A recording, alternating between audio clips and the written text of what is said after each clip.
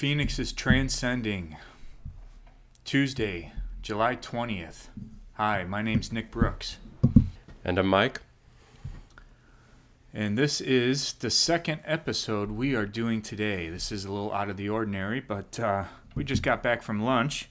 And after our discussion, I was pretty excited. And I think this was a necessary adventure that we're doing here. So Had to do something. we had to do something, yeah.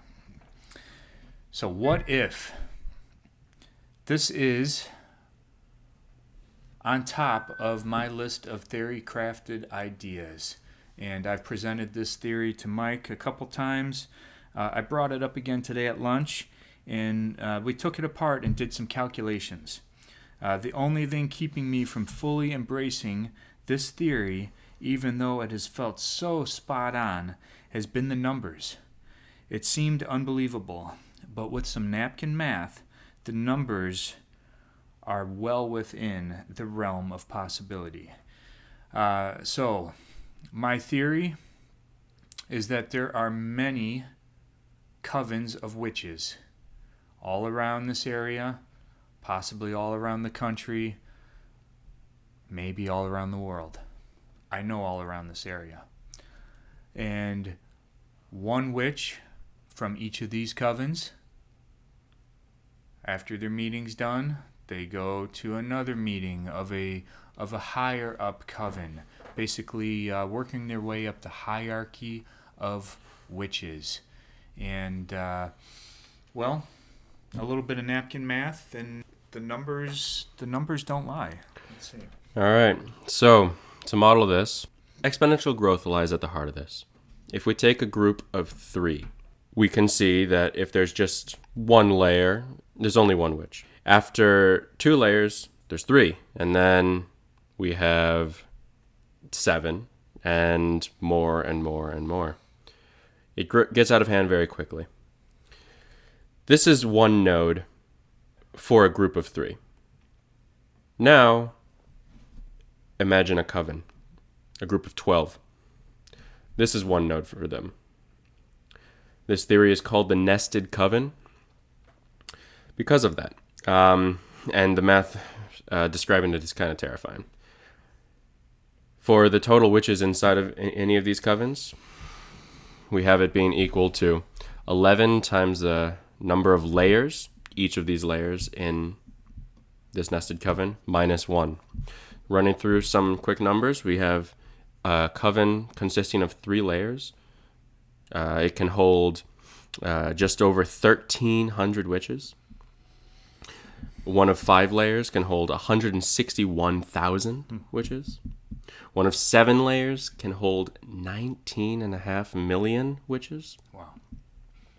And one of 9 layers can hold nearly 2.4 billion witches, a third of the world's population.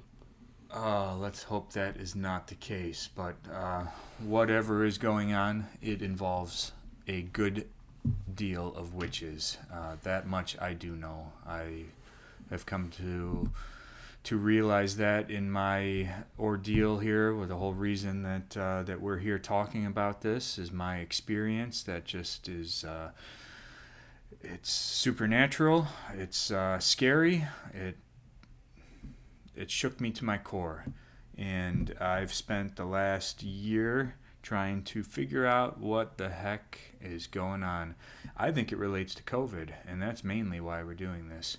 Why do I think it relates to COVID? Well, let me spell it out. I think it takes us all the way back to Adam and Eve. I really do. I think that the stories in the Bible and some of the fairy tales that we grew up listening to, that our parents read us, watching on video, they tell us something, and it's very easy to dismiss that because it's just a story, it's just a book. It sounds very far-fetched, but Adam and Eve, what happens in Adam and Eve? Eve is tricked by the snake. The snake is very sly, very cunning, very subtle. And somehow he tricks her into desiring the power to be like a god. If that doesn't define what witchcraft is, I don't know what does. I've thought about that a lot. Lots of women that I talk to that are self-proclaimed witches, they say they're good witches. They just do it because they love nature and they love the feeling of energy that they get from it. They love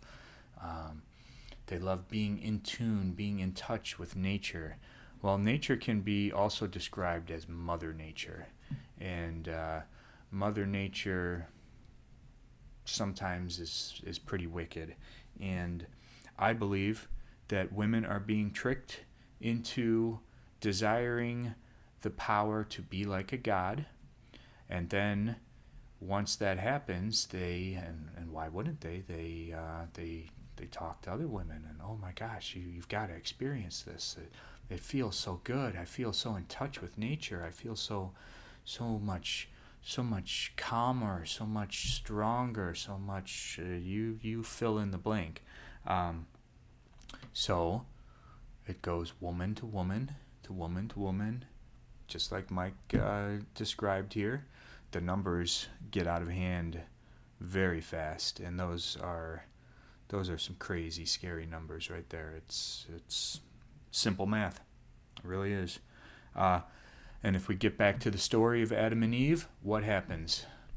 Well, it's the woman's job to then trick the man into some sort of sin, whether it be desiring to be like a god or possibly something else.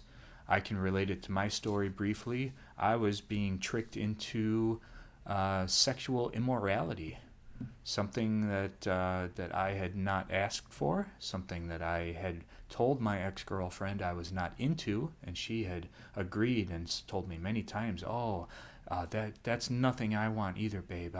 I'm not into that kind of stuff.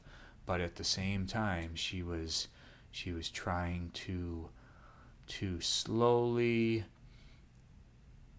put it out there, just to plant the seed in my head. And if you listen to previous episodes, you'll get the feel for that. I'm not going to go into that right now, but I was being coerced, tricked, persuaded, tempted. I was being tempted into sexual morality because everyone around me was making it seem like it's just the right thing to do. Once you turn 40, it's just what you do. But anyway, how does this relate to COVID, to what we're dealing with?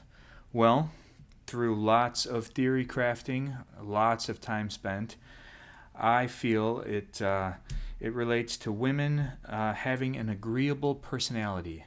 A personality trait that means they are compassionate and they feel a desire to love and to help others and to just make everything better. And there's on the face of that sounds amazing. I mean, everyone is for the world becoming a better place and less misery and less poverty, starvation, and everything like that. So throughout the ages, women have been, because of this personality trait and just because of how society has always been up until just recently, maybe I'll give it even more credit and say the last 100 years maybe. Before that, however hundreds of thousands, millions of years us humans have been on Earth, men went out and hunted and earned and brought home the goods, and women divided up the spoils amongst the family so that everything was fair for everyone in the family, evenly distributed. Hence, I believe this strong push we feel in society towards equal distribution in goods despite individuals' contributions is linked right with that. I believe that COVID is a nested coven's plan. I think this is and we could call a nested coven a cabal. I think that fits. That's what it is. Quite a large nicely. Group of politically minded individuals. Exactly, and even if it is called a cabal, it sure sounds a heck of a lot better than a Coven's plan, right? I mean, so I believe that this nested Coven's plan is to transform what we have in society, which would be considered a patriarchy, into a matriarch. And women are trying to pull a switch. The feminist movement aligned with witchcraft a long time ago. That's well documented. And all of this planning, scheming, sorcery, and some witches identify themselves as good witches. They're Wiccans. There's a countless amount of witch covens. Queen Bee Coven. I won't butcher up and aggravate some of these women's covens names, but there's a lot of them. So, and some of them are all about nature and what they feel are good, and then others, the ones that I unfortunately was unwillingly and unknowingly around, they most certainly are not good. That was sorcery. That was basically, if you watch previous episodes, I talk about it a little bit, and we're going to get deep into it here soon. But I feel 99.9% positive that my friends and my ex-girlfriend tried to basically sell my soul to the devil. They worked down a checklist trying to get me to sin, trying to get me to fall, trying to get me to do things against my own morals and values. And when that didn't work, it came time to torture me and make me become nihilistic, suicidal, homicidal, possibly. But I did not let that happen. I focused on love. I focused on telling the truth.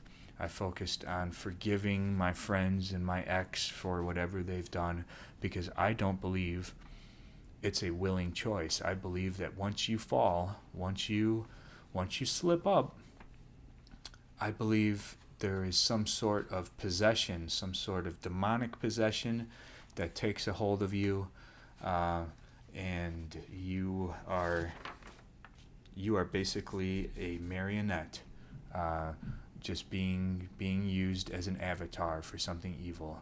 Because what I've seen, people I've known my whole life that loved me, I loved them, I trusted my life with them. They betrayed me, and not only did they betray me, but they enjoyed doing it. And that's sick. It's not right. Something's not right there. How else do I think this relates to COVID? Well, from the moment that I went through this crazy ordeal, I've wanted to talk to people. I've wanted to tell my story. This guy's heard a lot of it. Other people in my life have heard a lot of it. A lot of people believe me. Some people are skeptical. Some people don't even want to listen. But one thing that's for sure is that being able to talk to others about this has been very difficult with the wearing of masks and with the fear of COVID out there, and with society just not being normal right now. Big tech's monitoring everything we talk about or post, and something about that is a little scary, a little odd. Kind of is. It's only allowing for a certain narrative to be discussed, to be thought of out there right now. And people like me who have something serious to talk about, out of the ordinary to discuss, for the first time in my life, I want to talk to people, and I want to tell people my story, and I want to try to make others aware of something crazy I dealt with. And because of COVID, someone like me who has a very strange story to tell, I believe is deemed mentally ill nowadays. People, for the first time in my life, I've had people look at me like, oh, I wonder if he's okay. He might be one of those people that is mentally ill because of COVID and being locked up for too long. Not the case. What do witches do? Witches create potions, and they incite chaos. And we are most certainly in a state of chaos right now. And a brew is being forced into individuals at a level of intensity that I have only experienced once before. And that was Kool-Aid Night. And that's going to be an episode coming up soon.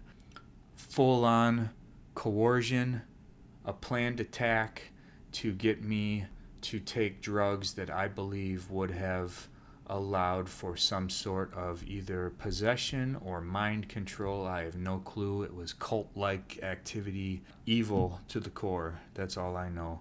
And it was done to me by the closest of my friends and a girl that I had been with for over 2 years. The only other point that would kind of make this relevant and something to think about is everything we're dealing with right now in society. It sure seems like there's an awful lot of psychological warfare. Just mind games. And I hate to say it, ladies, but you are the masters of mind games. And I believe witches, most certainly, from the oldest fairy tales known, witches use manipulation, psychological warfare, drugs, hexes, spells, things like that to create their chaos, enslave men, and do whatever they do. Well, we're going to dive into lots more detail of this and especially Kool-Aid Night very soon. Just wanted to get this out there after we came back from lunch. The math was scary. The math really stunned me, and it makes this theory that I've been holding on top just seem that much more real. It's, I believe, what's going on. Be an individual. Transcend your suffering. Become a phoenix.